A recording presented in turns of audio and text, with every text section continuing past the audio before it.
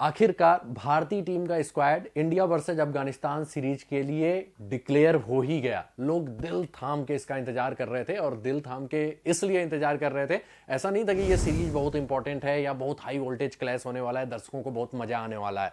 कुछ लोग विराट कोहली नवीन उल हक का वो देख के मजा ले सकते हैं, लेकिन कहीं से भी ये हाई वोल्टेज क्लैश नहीं था। लेकिन इस स्क्वाड में ना कुछ ऐसी चीजें थी जो पूरे क्रिकेट प्रेमियों का दिल में मतलब बैठ चुकी थी, और सबसे बड़ी बात, सबका दिल एकदम धक धक धक धक किए जा रहा था। क्यों किए जा रहा था?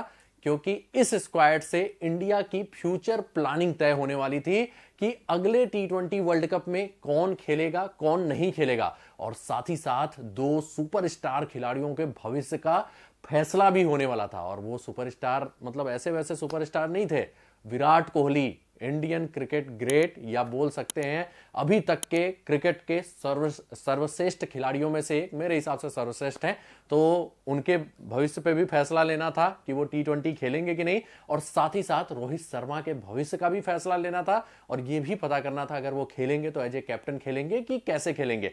तो सब कुछ देखेंगे, हम देखेंगे बेसिकली इस स्क्वाड के बारे में, इस स्क्वाड के एनालिसिस भी करेंगे, और ये भी पता करेंगे कि किन खिलाड़ियों का अब पूरी तरह से T20 इंटरनेशनल में भविष्य गर्त में जा चुका है। तो देखते हैं, पहले तो जो स्क्वाड डिक्लेयर हुई है वो एक नजर मार लीजिए, फिर इसको आगे हम देखेंगे डीपली। तो ये स्क्वाड इंडिया का डिक्लेयर हुआ है, 16 मेंबर का स्क्वाड डिक्लेयर हुआ है, और उसमें काफी नामी गिरामी चेहरे आपको दिखाई देंगे, जाने पहचाने चेहरे दिखाई देंगे।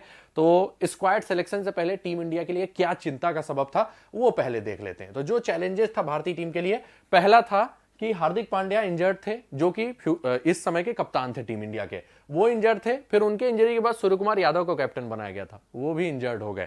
तो ये दोनों लोग तो नहीं होने वाले थे स्क्वाड में, जग जाहिर हो चुका था। ठीक है, तो पहला चैलेंज था कि इनका भी रिप्लेसमेंट लाना था। दूसरा सबसे बड़ा जो चैलेंज था वो ये था कि विराट कोहली और रोहित शर्मा T20 इंटरनेशनल में आएंगे कि नहीं आएंगे, क्योंकि सेलेक्टर्स ने जब पिछला वर्ल्ड कप मतलब इंडिया हारी थी ना, तभी बोल दिया था कि अब आप लोग हमारे फ्यूचर प्लान में नहीं है। लेकिन कुछ परिस्थितियां ऐसी बदली और कुछ ऐसा प्रदर्शन इन दोनों के बल्ले से आया कि सेलेक्टर्स को भी अपना डिसीजन वापस लेना पड़ा, और बाद में इनसे पूछा गया था, रिपोर्ट पहले भी आ गई, हमने वीडियो में भी कवर किया था कि ये दोनों खेलने वाले हैं। तो लेकिन जब तक ऑफिशियल नहीं हो जाता ना, तब तक तो भाई दिल में संशय बना रहता है। तो वही था, लेकिन वो भी क्लियर हो गया। तो विराट कोहली और रोहित शर्मा को T20 इंटरनेशनल में वापसी कराना था। तीसरा क्या था? रोहित आएंगे तो एज ए कैप्टन आएंगे या एज ए प्लेयर आएंगे, और अगर कैप्टन आएंगे ना तो वो भविष्य में काफी बड़ी रणनीति है, उसका हम अलग से वीडियो में बात करेंगे।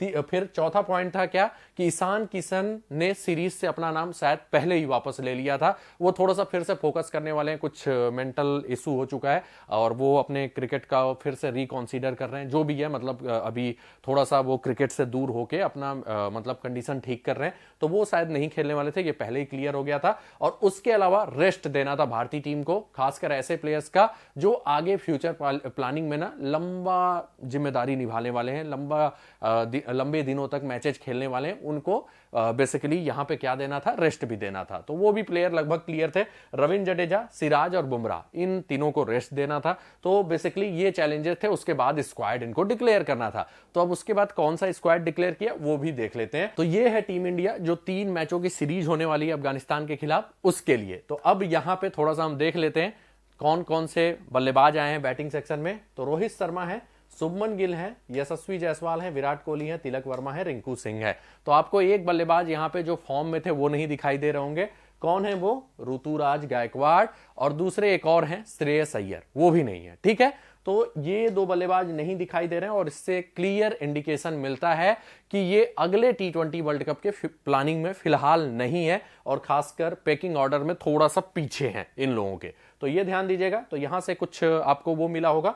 दूसरा क्या मिला है वो भी देख लेते हैं। विकेट कीपर में आपको ईशान किशन का नाम नहीं दिखाई दे रहा होगा, जितेश शर्मा और संजू सैमसन 2 विकेट कीपर दिखाई दे रहे हैं, ईशान किशन नहीं है। हालांकि सुनने में आ रहा है कि वो पहले ही सीरीज से अपना नाम वापस ले चुके थे, लेकिन अगर वो होते भी ना तो शायद स्क्वाड में नहीं होते, क्योंकि उनको अब टीम इंडिया टॉप 3 में खिलाने को देख रहा है, और टॉप 3 में स्पेस ही नहीं है। तो सिंपल सी बात है, वो ऐसे विकेट कीपर के साथ गए हैं जो लास्ट में आके वो रोल निभा चुके हैं, चाहे वो संजू सैमसन हो चाहे वो जितेश शर्मा हो, दोनों ही ऐसा कर चुके हैं। तो वो 2 विकेट कीपर हैं। ऑलराउंडर्स में एक जीवन दान दिया गया है शिवम दुबे को, मतलब दुबे अभी भी प्लान में है, क्योंकि उन्हें पेस बॉलिंग ऑलराउंडर चाहिए। हार्दिक पांड्या अनफिट हो रहे हैं लगातार, तो अगर वो फिट नहीं होते हैं तो इसलिए शिवम दुबे को रखा गया है।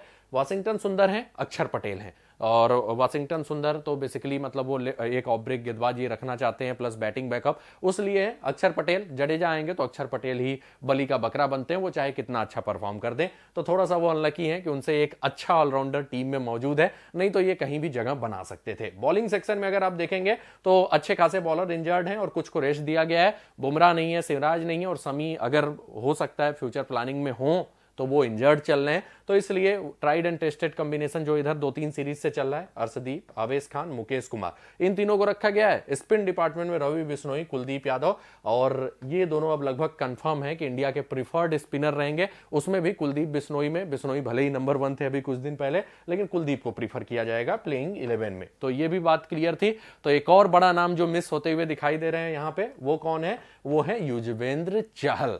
तो कुल मिला के इस स्क्वाड में यह बता दिया गया है कि रोहित शर्मा और विराट कोहली ये रहने वाले हैं, और उसके अलावा जो कुछ प्लेयर्स हैं उनका टी20 कैरियर पे, उनके टी20 कैरियर पे ग्रहण लग चुका है। जैसे कि केएल राहुल नहीं है, और केएल राहुल का नाम मैंने इसलिए नहीं लिया क्योंकि इधर वो खेले नहीं थे, तो केएल राहुल नहीं है, अय्यर नहीं है, ऋतुराज नहीं है, चहल नहीं है। तो ये कुछ बातें थी जो इस स्क्वाड में सारे क्रिकेट प्रेमियों को ध्यान में आई होंगी इस स्क्वाड को देख के। तो बेसिकली अब हम देखेंगे कि इससे हमें क्या कंक्लूजन मिलता है, लेकिन फिलहाल के लिए टीम इंडिया का स्क्वाड यही है जो खेलने वाला है।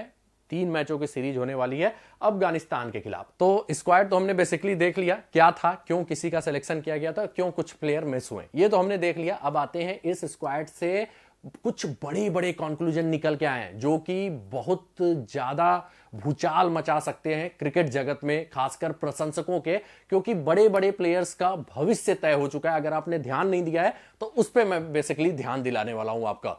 तो पहला कंक्लूजन आया है कि रोहित शर्मा ही होंगे टीम इंडिया के टी20 के बॉस। मतलब हार्दिक पांड्या जो अभी कुछ समय पहले तक सपने संजोए थे कि मैं ही भारतीय टीम की कप्तानी करूंगा और मुझे मुंबई की भी कप्तानी मिल गई है, मतलब मैं अब सुपर कप्तान हो चुका हूं, तो वैसा कुछ भी नहीं है। इस बार रोहित को कैप्टन करके यह बता दिया गया है कि भैया रोहित ही होंगे टीम इंडिया के कप्तान। अब आप बोल रहे हैं मैं ये पूरा सियोटी के साथ कैसे कह सकता हूं, तो उसका लॉजिक है। क्या लॉजिक है? रोहित जैसा बड़ा प्लेयर कैप्टन बनता ही नहीं। हां, उनको खेलना था टी20, एज ए प्लेयर खेल लेते, लेकिन अगर वो कप्तान नहीं बनने वाले हैं ना टी20 वर्ल्ड कप के, तो वो कैप्टन नहीं बनते, और ये होता है कुछ बड़े प्लेयर्स का मामला।